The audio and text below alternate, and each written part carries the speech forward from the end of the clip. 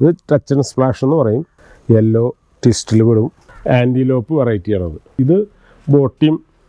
ഇതാണ് മൊക്കാറയുടെ ഫ്ലവറുകൾ. ഇപ്പോൾ നമ്മൾ കാണാൻ പോണത് ഓൺസീഡിയം അല്ലെങ്കിൽ ഡാൻസിങ് ഗേൾ എന്നുള്ള വെറൈറ്റിയാണ്. ഇത് ഓൺസീഡിയത്തിൽ പെട്ട ഒരു വെറൈറ്റി തന്നെയാണ്. ഇത് ഡോൺ മാരി എന്ന് പറഞ്ഞ പ്ലാന്റാണ്.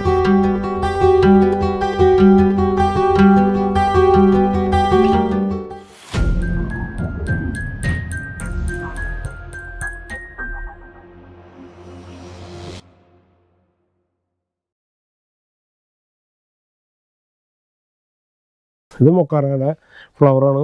ഇത് കാലിപ്സോ എന്ന് പറയും. ഇതും അതിൽ പെടും. കാലിപ്സോയിൽ പെട്ടും.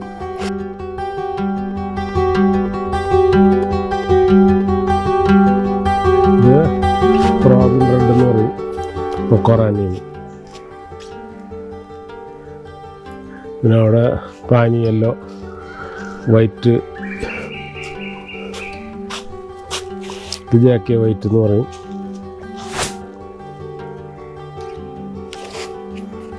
അതും brown spot, white brown spot.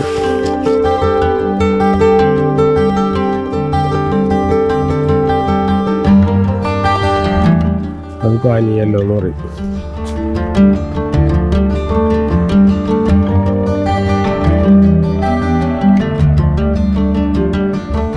ഇതാണ് മൊക്കാറയുടെ ഫ്ലവറുകൾ. ഇത് റെഡ്, യെല്ലോ. അപ്പോൾ അധികം റെഡാണ് ഉണ്ടായിട്ടുള്ളത്. ഇതെങ്ങനെയായാലും ഒരു 2-3 മാസം ഫ്ലവർ ചെയ്ത് നിൽക്കും. ഇത് കട്ട് ഫ്ലവറായിട്ടും അത്യാവശ്യം നമ്മൾ കൊടുക്കണില്ല, പക്ഷേ കട്ട് ഫ്ലവറായിട്ട് ഉപയോഗിക്കുന്നവരുണ്ട്. ലാർജ് സ്കെയില് കമേഴ്ഷ്യലായിട്ട് 2-4 കളറുകൾ മാത്രം കൃഷി ചെയ്യുന്നവരുണ്ട്.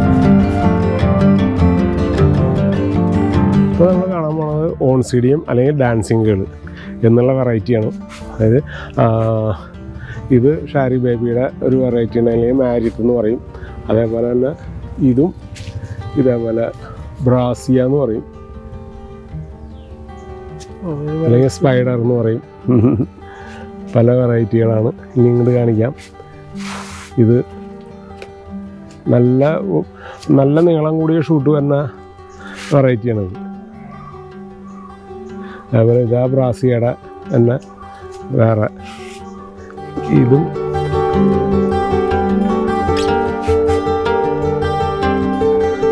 ഇത് മാരിത്തിൽ പെടും. Dark brown.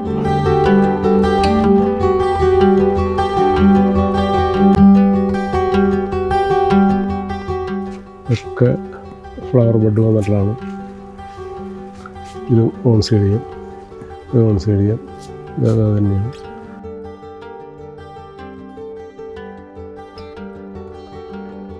ഇത് ടെസ്വാങ് സ്പോട്ട് എന്ന് പറയും. ചെറിയ ഫ്ലവർ ബെഡല്ല, അത്ര വലുതാണ്.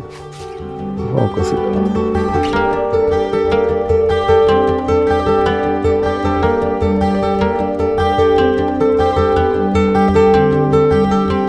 ടെസ്വാങ് സ്പോട്ട് എന്നാണ് അതിന് പറയുക.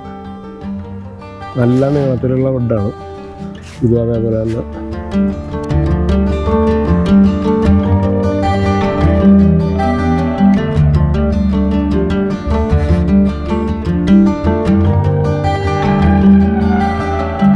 ഇത് ഓൺസീഡിയത്തിൽ പെട്ട ഒരു വെറൈറ്റി തന്നെയാണ്. ഇത് ഫ്ലവർ വെച്ചാൽ ഒരു 2 മാസം സുഖമായിട്ട് നിന്നോളും. പക്ഷെ ആവുന്നതും നനയ്ക്കുമ്പോൾ അത് വെള്ളമാക്കാണ്ട് നോക്കുക. അതാണ് അതിൻ്റെ ഏറ്റവും പ്രത്യേകത. അത് ആയിക്കഴിഞ്ഞാൽ ഫ്ലവറിൻ്റെ കുറച്ച് സമയം കൂടുതൽ പോകും. ഇത് ബ്രാസിയയുടെ തന്നെ വേറൊരു കളറാണ് ശരിക്കും. ഇതും ഇതേപോലെ റെഗുലർ ഫ്ലവറിങ് ഒരു പ്ലാന്റ് തന്നെയാണ്. ഇത് ഓൺസീഡിയം വർഗത്തിൽപ്പെട്ടത്. ഓൺസീഡിയം നമ്മൾ കൊടുക്കുന്ന പ്ലാന്റുകളാണിത്. ഇതൊക്കെ 450-500. അത് ബഡ് വരികയാണെങ്കിൽ, ബഡ് ഉള്ളതാണെങ്കിൽ 550 പല വിലയാണ്. പക്ഷേ ഇതേപോലെ ബുഷി പ്ലാന്റുകളായിരിക്കും 85% നമ്മൾ കൊടുക്കുന്നത്. പിന്നെ ലേറ്റസ്റ്റ് വെറൈറ്റി ആകുമ്പോൾ കുറച്ച് പ്ലാന്റ് ചേർത്തായിരിക്കും. അത് നമുക്ക് വരുന്ന പ്ലാന്റ്. ഇതിപ്പോൾ നമ്മുടെ അവിടെ കൊല്ലങ്ങൾ നിന്ന പ്ലാന്റുകളാണ്. അതാണ് ആ വ്യത്യാസം. നല്ല ഗ്രോത്ത് ആയിട്ട് കാണാം. ഇതിപ്പോൾ ഇതും അതേപോലെ തന്നെയാണ്. നല്ല ബുഷി പ്ലാന്റുകളായിരിക്കും. ഇതാകുമ്പോൾ നമുക്ക് നന്നായിട്ട് നോക്കാൻ. ഇതിനും ബഡ് വന്നു തുടങ്ങി. നാരിസാര എന്ന് പറഞ്ഞാൽ യെല്ലോ സ്റ്റാർ പോലൊരു ഫ്ലവറാണ് ഇതിന്. ഇത് മുഴുവൻ ഓൺസീഡിയത്തിൽ പെട്ടതാണ്. നമ്മൾ കാണാൻ പോകുന്നത് ബുഷി ഓൺസീഡിയങ്ങളാണ്. ഇതൊക്കെ വലിയ പ്ലാന്റുകളാണ്. 450-500 ഇതിൻ്റെ വിലകൾ. ഇപ്പോൾ ഈ പ്ലാന്റൊക്കെ ശ്രദ്ധിച്ചാൽ മതി ഇതിൻ്റെ വലിപ്പം. 500 രൂപയുടെ 550 രൂപയുടെ പ്ലാന്റാണ്. ഇതാണ് അതിൻ്റെ ബഡ് വരുന്നത്. ഇത് ബഡ് വരണമാണ് ഈ കാണുന്നത്. അപ്പോൾ 550 രൂപ വരും. അത് ഒരു എങ്ങനെയായാലും ഒരു 80 സെൻറ്റിമീറ്റർ 90 സെൻറ്റിമീറ്റർ നീളമുണ്ടാവും അതിൻ്റെ സ്പൈക്കുകൾക്ക്. അത് അത്ര വലിയ പ്ലാന്റായിട്ട് നിൽക്കുകയും ചെയ്യും. ഇത് മുഴുവൻ അങ്ങനത്തെ പല വെറൈറ്റികളാണ് ഓൺസീഡിയത്തിൽ നിൽക്കുന്നത്. നമ്മളത് അങ്ങനെ സ്പ്ലിറ്റ് ചെയ്ത് വെക്കാറില്ല. സ്പ്ലിറ്റ് ചെയ്താൽ പ്ലാന്റ് അധികമാവും. പക്ഷെ അപ്പോൾ ആ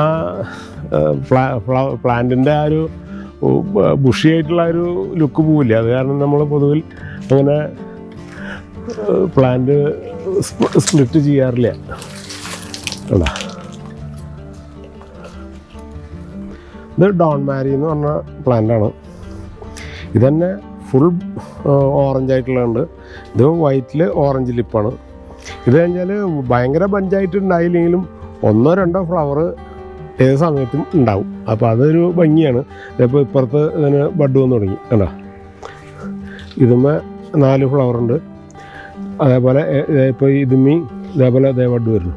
ഇതേപോലെ 1-2 ഫ്ലവർ എപ്പോഴും ഉണ്ടാവും. പക്ഷെ കാണാൻ ഭയങ്കര അട്രാക്റ്റീവാണ്. ലേശം കോസ്റ്റ് വൈസ് കുറച്ച് കൂടുതലാണ്. പക്ഷെ ഡോൺ മാരി ആൻഡ് ഡോൺ മാലി എന്ന് 2 പേരിലാണ് ഇത് അറിയപ്പെടുക. ഇത് ഫെലനോപ്സിസ് ആണ് കാണുന്നത്. അതായത് അതിൻ്റെ ബഡാണ്, ഫ്ലവർ ബഡ്. ഇത് എല്ലാതും ഇവിടെ ഇരിക്കുന്ന ഏതാണ്ട് എല്ലാ പ്ലാന്റും വിത്ത് ബഡാണ് നിൽക്കുന്നത്.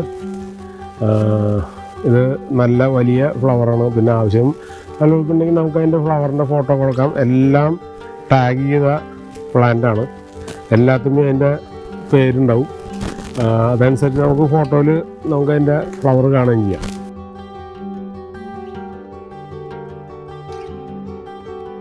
ഫ്ലവർ വന്നു കഴിഞ്ഞാൽ എങ്ങനെയായാലും ഇതുപോലെ 2 മാസം 3 മാസം സുഖമായിട്ട് നിൽക്കുമ്പോൾ ഇത് ഫ്ലവർ വിരിയാൻ എങ്ങനെയായാലും 20 ദിവസം കഴിയും. അപ്പോഴേ ഫ്ലവർ വിരിയാറാവുള്ളൂ. ബഡ് ഇത്ര വലുതായാലും കുറേശ്ശെയാണ് വലുതായി വരിക. അതിന് ഡയറക്റ്റ് ചൂട് പാടില്ല. അത്യാവശ്യം തണലുള്ള സ്ഥലത്ത് വെക്കണം. നല്ല കാറ്റും വെളിച്ചം വേണം. അപ്പോൾ പിന്നെ അവൻ തന്നെ ഫ്ലവർ ചെയ്തോളും. വേറെ ബുദ്ധിമുട്ട്. പിന്നെ ഫംഗിസൈഡ് കുറച്ച് ആഴ്ചയിലൊരിക്കൽ അടിക്കണം.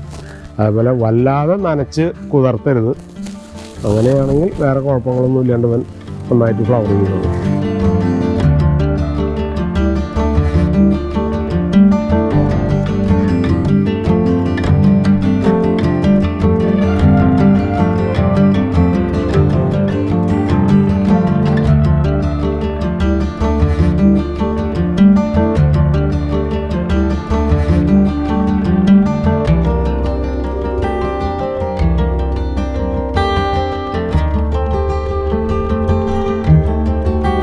പ്ലാന്റ് അടിപൊളി പ്ലാന്റ് അല്ല. വലിപ്പം നോക്കിയാൽ മതി പ്ലാന്റ് അല്ല. ഫെലനോപ്സിസ് എന്ന് പറയുമ്പോൾ ഈ വലിപ്പമുള്ളത് കിട്ടാൻ കുറച്ച് പാടാ.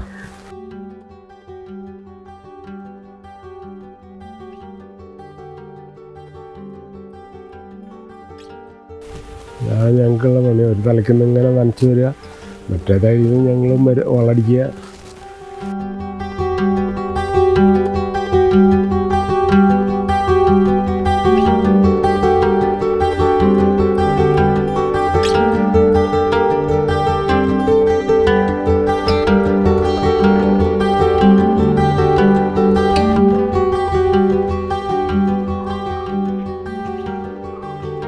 യുസീറ്റ എന്നാണ് അതിൻ്റെ പേര്.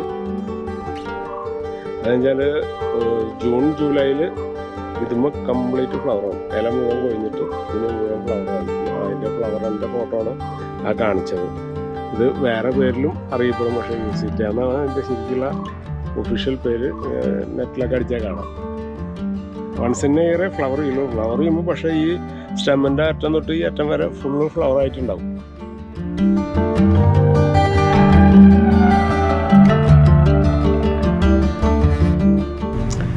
എൻ്റെ പേര് വർക്കി, സ്ഥലം മണലൂർ, തൃശ്ശൂർ മണലൂർ ഗവൺമെൻറ് ഹൈസ്കൂളിനടുത്താണ്, തൃശ്ശൂർ ഡിസ്ട്രിക്റ്റിൽ.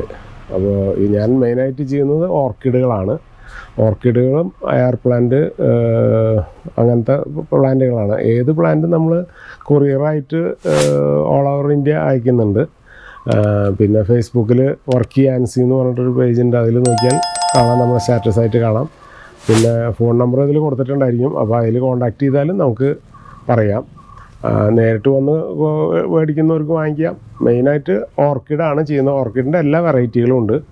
പിന്നെ ബ്രോമിലിയാടുണ്ട്, പിന്നെ എയർ പ്ലാന്റുകൾ, അങ്ങനത്തെ സാധനങ്ങളാണ് അധികം ഉള്ളത്. അതിൽ ഓർക്കിഡ് എല്ലാ വെറൈറ്റികളും നമ്മുടെ കയ്യിലുണ്ട്. അപ്പോൾ അത് ആവശ്യക്കാർ നമ്മൾ നമ്പറിൽ കോൺടാക്റ്റ് ചെയ്യുകയോ അങ്ങനെ ചെയ്താൽ കാര്യങ്ങൾ നടക്കും. അതുപോലെ വാട്സപ്പ് നമ്പറും ഉണ്ട് അതിൽ. നമ്മൾ വിളിക്കേണ്ട സമയം അങ്ങനെ എന്തെങ്കിലും ഉണ്ടോ?